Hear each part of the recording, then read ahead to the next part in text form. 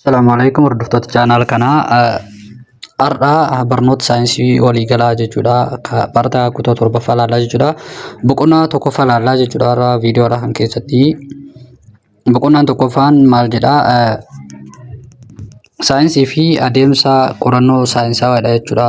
Boqonnaan tokkoffaani maalummaa saayinsii yoo ilaallu, saayinsii jechuun beekumsa dhugaa ta'e tokko argachuudhaaf rakkoo qorachuun deebii argachuudha jechuudha. Saayinsiin waa'ee uumamaa yookiin nature lubbuu qabeeyyii yookiin ammoo living things fi waa'ee wantoota akka hawa keessa jiranii, bishaanii fi biqiloota magariisa garagaraa akkasuma ibiddaa fi waan akka fakkaatan qorachuu irratti saayinsii xiyyeeffatudha jechuudha. Fakkeenyaaf wantoonni garagaraa maaliif balali'an, wantoonni lubbu qabeeyyiin garagaraa maaliif ol bukaanii balali'uu danda'an, yookaan xiyyaarri maaliif ol balali'i, yookaan meeshaan tokko maalirraa ijaarame, yookaan akkaataa wanti tokko itti hojjetu, fakkeenyaaf akkaataa wanni nama itti hojjetu qaama namaa keessaa tokko fudhatee irratti waan hojjechuu dandeenya jechuudha. Wanni akkana kun cuftinuu gaafilee saayinsii of keessa qabanii jechuudha.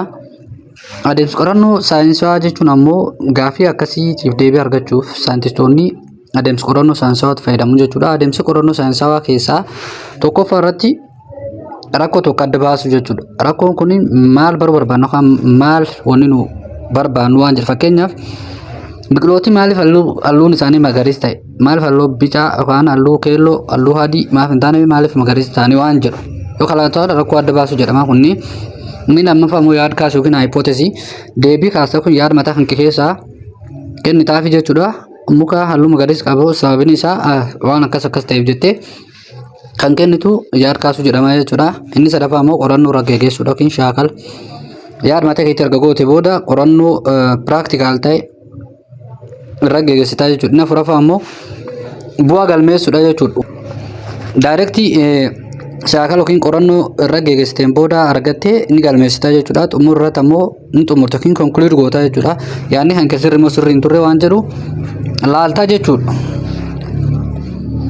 Meeshaalee saayinsawaa saayintistoonni hojii isaanii keessatti meeshaalee adda addaa fayyadamu. Isaanis maayikirooskooppii wantoota xixiqqoo ija qullaan hin mul'anne arguudhaaf laaluudhaaf mul'isuuf kan fayyadamu maayikirooskooppiidha jechuudha. Ho'a waan tokko safaruuf immoo teermoomeetira fayyadamuu jechuudha. Akkasumas immoo ulfaatina